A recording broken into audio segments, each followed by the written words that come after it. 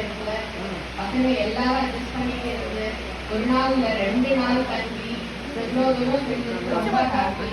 We are happy, we are blessed to get. அனைவருக்கும் இந்த மாலை வணக்கம். உங்களுக்கு